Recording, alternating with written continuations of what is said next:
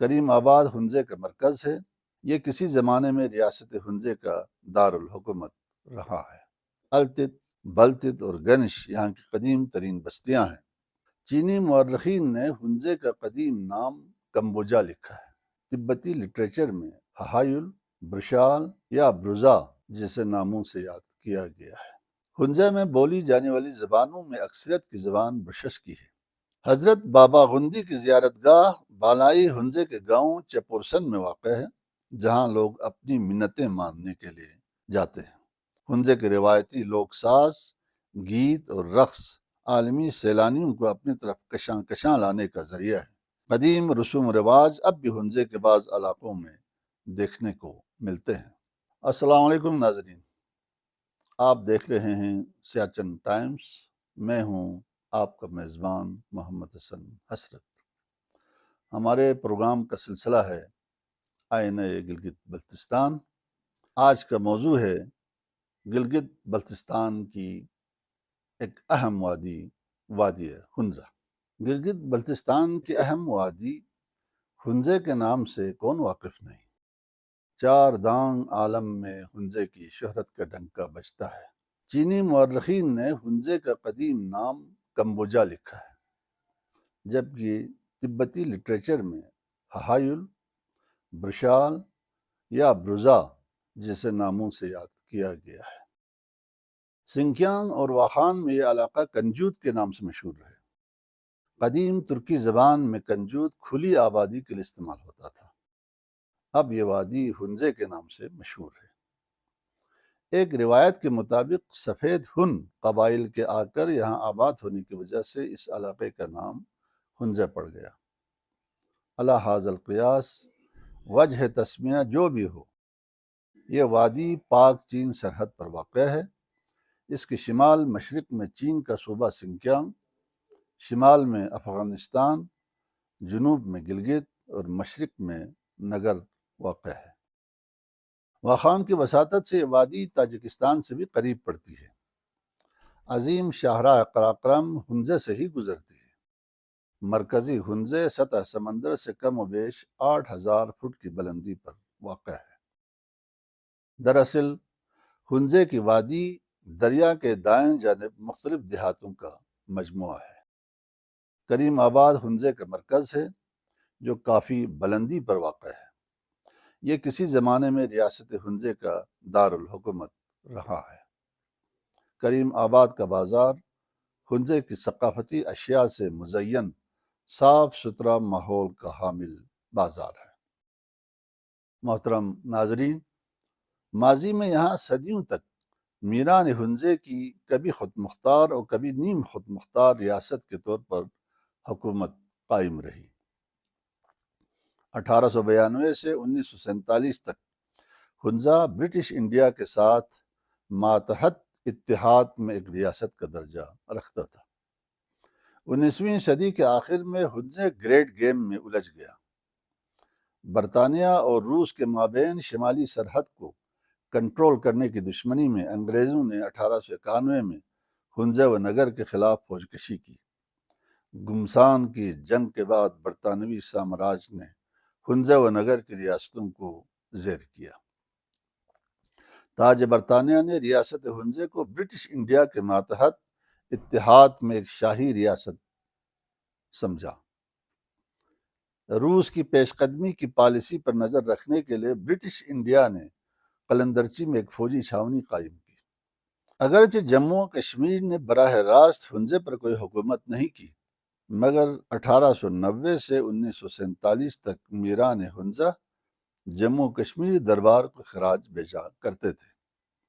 7900 kilometre رقبے پر پھیلا ہوا یہ علاقہ آج گلگت بلتستان کے ایک ضلع کی حیثیت رکھتا ہے۔ قدرتی حسن سے مالا مال وادی ہنزہ دنیا بھر کے سیاحوں کا مرکز ہے۔ ہنزے کے ارد گرد موجود چوٹیوں میں راکا پوشی، ویران پیک، گولڈن پیک، اولتر پیک اور لیڈی فنگر پیک وغیرہ مشہور چوٹیاں ہیں۔ جغرافیائی اور لسانی اعتبار سے ہنزے 3 حصوں میں منقسم ہے۔ مرتضی آباد سے لے کر احمد آباد تک کا علاقہ مرکزی ہنزے کہلاتا ہے۔ اور یہاں کے لوگوں کی زبان برشسکی ہے۔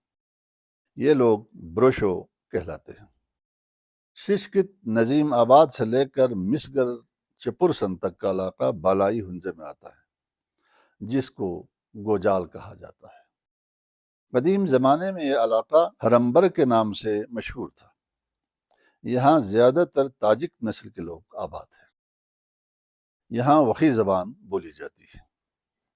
انسائکلوپیڈیا بریٹانیکا کے مطابق تاجک ایرانی نسل قوم ہیں جو Tajikistan, Afghanistan, Uzbekistan, Kyrgyzstan, Kazakhstan, چین اور پاکستان میں آباد ہیں۔ گوجال کے لوگ زیادہ تر زراعت پیشہ ہیں، بھیڑ بکریاں اور خوشگاؤ پالتے ہیں۔ خضر آباد سے لے کر ہندی ناصر آباد تک ہنزے پائن ہے، جسے شناکی علاقہ کہا جاتا ہے۔ یہاں زیادہ تر شین قبائل کے لوگ آباد ہیں، جن کی مادری زبان شینا ہے اور بروشسکی بھی یہ لوگ بولتے ہیں۔ علاوہ ازیں مرکزی ہنزے کے ایک گاؤں مومن آباد میں ایک اور زبان ڈوماکی بولی جاتی ہے۔ اس زبان کو داودی بھی کہتے ہیں۔ یہ گاؤں مختلف پیشے کے کاریگر، موسیقار اور لوہار وغیرہ کا مسکن رہا ہے۔ ہنزے میں بولی جانے والی زبانوں میں اکثریت کی زبان برشسکی ہے۔ ماہرین السنہ اس زبان کو اب تک کسی بھی لسانی خاندان سے جوڑنے میں ناکام رہے ہیں اور اسے آئسولیٹڈ زبان کہا جاتا ہے۔ اس کے بعد وخی زبان ہے، جو فارسی کی ذیلی شاخ ہے اور واخان کی مناسبت سے یہ وخی کہلاتی ہے۔ اسی طرح شینا اور ڈوماکی زبانیں ہند یورپی زبانوں کی شاخ سے تعلق رکھتی ہیں۔ ہنزے کی بڑی بڑی چٹانوں پر کندہ تحریری آثار جو براہمی، سوگدیانی، خروشتی، شاردا اور گپتا زبانوں میں ثبت ہیں، اس بات کا ثبوت ہے کہ مختلف ادوار میں مختلف تہذیبوں کے کارواں یہاں سے گزرتے رہے ہیں۔ موضع گنش کے مضافات میں شاہراہ قراقرم کے کنارے یہ سنگی نقوش عہد رفتہ کی کہانی سناتے ہوئے آج بھی موجود ہے۔ ماہرین آثار قدیمہ کے مطابق یہ کندکاری چینی بدھ زائرین اور کشان بادشاہوں کے سفیروں کی یادگار ہے۔ ان حقائق کے صرف نظر اہل ہنزہ خود کو سکندر اعظم کی فوج کی باقیات کی نسل بتانے میں فخر محسوس کرتے ہیں۔ 15ویں صدی کے وسط تک ہنزے میں مختلف النسل خاندان قبائلی طرز کی زندگی گزارتے تھے اور یہ لوگ گلگت کے راجگان ترخان کے باج گزار تھے۔ بعد میں ہنزے کے مقامی خاندان سے حکمران پیدا ہوئے جنہیں وہ تھم کہتے تھے۔ مرکزی ہنزے سیاسی اور سماجی اعتبار سے بہت اہم ہے۔ التت، بلتت اور گنش یہاں کی قدیم ترین بستیاں ہیں۔ حضرت بابا غندی کی زیارت گاہ بالائی ہنزے کے گاؤں چپورسن میں واقع ہے، جہاں لوگ اپنی منتیں ماننے کے لیے جاتے ہیں۔ ہنزے کے روایتی لوک ساز، گیت اور رقص عالمی سیلانیوں کو اپنی طرف کشاں کشاں لانے کا ذریعہ ہے۔ قدیم رسوم و رواج اب بھی ہنزے کے بعض علاقوں میں دیکھنے کو ملتے ہیں۔ کئی تہوار یہاں بڑی شد و مت سے منائے جاتے ہیں، جن میں گنانی، بوفاؤ، تھوموشیلنگ اور نوروز کے تہواریں قابل ذکر ہیں۔